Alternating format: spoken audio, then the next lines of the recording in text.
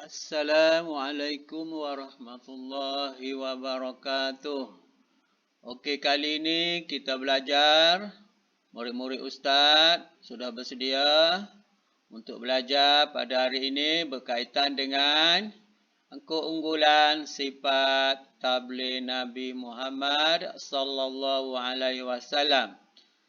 Keunggulan sifat tabligh Nabi Muhammad sallallahu alaihi wasallam.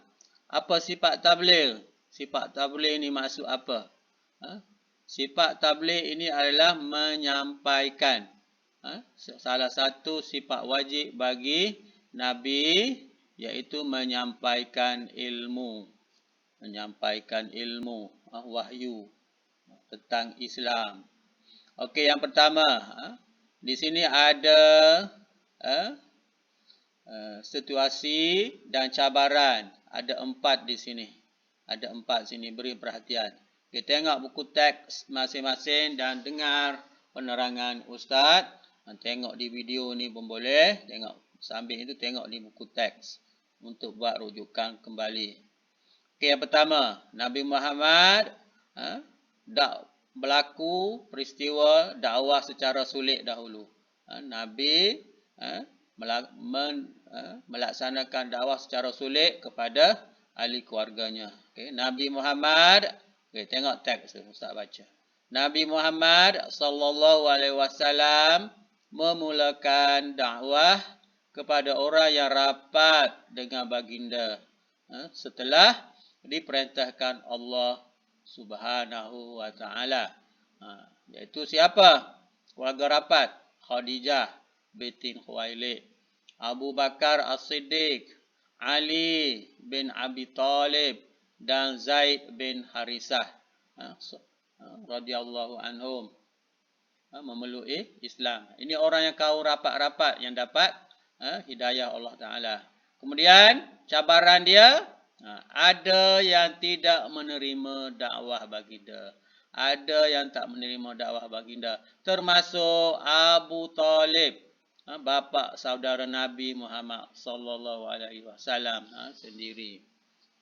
Tetapi apa tindakan Nabi? Sifat kecemerlangan Nabi. Tindakan Nabi Muhammad sallallahu alaihi wasallam iaitu bersifat amanah, memikul tanggungjawab, bertabligh, tidak berputus asa.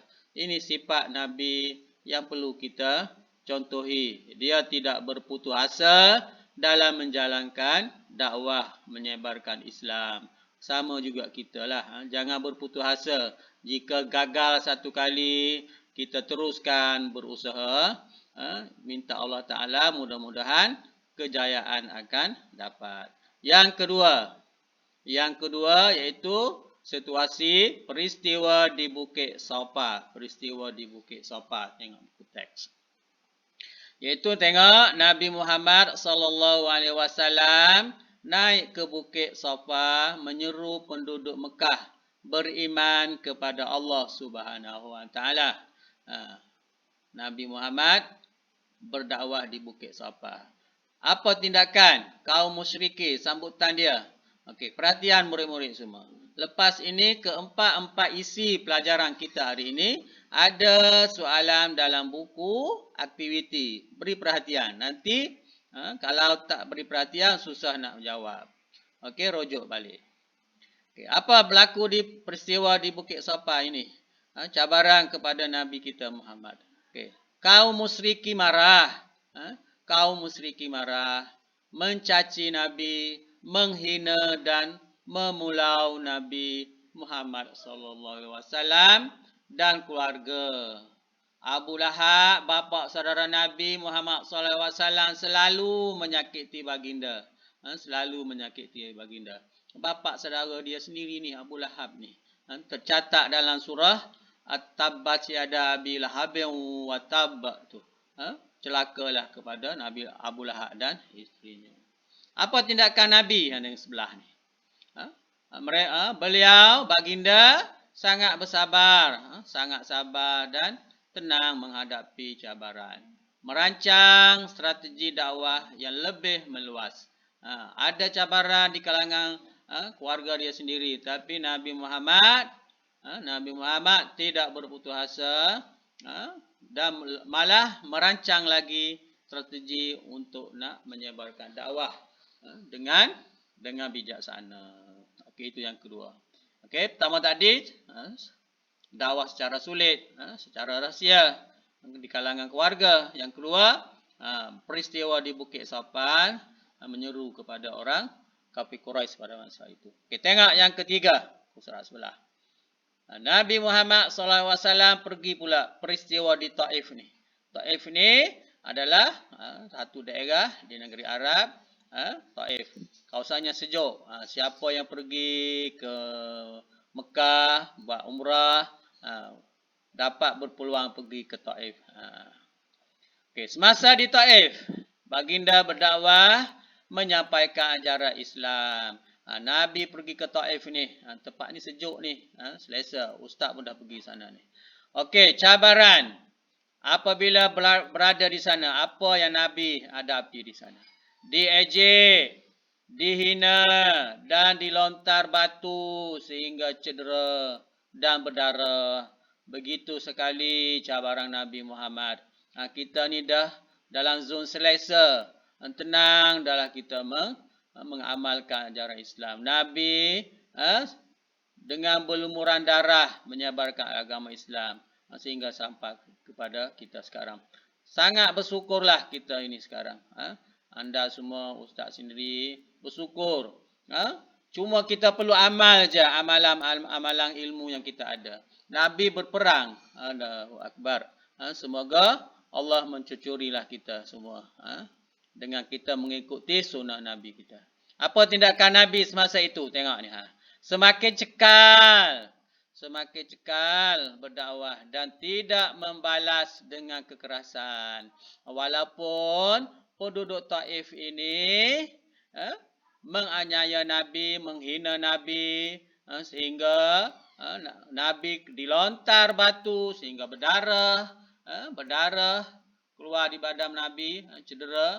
Tapi tetap Nabi tabah menghadapinya, cekal menghadapinya. Ini, okey. Ini ada soalan ni, beri perhatian. Apakah cabaran Nabi Muhammad semasa berada di Taif, cabaran dia dalam buku aktiviti nanti. Kena boleh buatlah. Yang keempat, berdakwah dengan penulisan. Dengan penulisan, Nabi juga berdakwah menghantar surat utusan kepada raja-raja. Okey, apa teks yang kita baca? Baginda mengutus surat menyampaikan ajaran Islam kepada raja dan pemimpin negara seperti Raja Rom, Habsah, Parsi dan Mesir. 4 negara yang tercatat dalam buku kita ini. Apa cabaran? Apa cabaran Nabi apabila mengutuskan surat? Cabaran yang pertama apa dia? Sebahagian besar menolak. Sebahagian besar utusan Nabi itu, Nabi hantar surat itu menolak dan menentang ajaran Islam. Ada yang mengancam, memerangi umat Islam. Ada yang merancang. Yang dipahamkan, Raja Habsah saja dapat memeluk Islam dengan kemuliaan dan sifat Nabi, kebijaksanaan tabligh Nabi, mengutus surat, hanya Raja Habsah saja. Nama Raja Habsah masa itu An-Najasi. An-Najasi. Apa ketindakan Nabi apabila utusan dapat diterima? Tindakan Nabi SAW terhadap utusan yang dihantar, tugas dakwah diteruskan. Dan negara Madinah diperkukuhkan.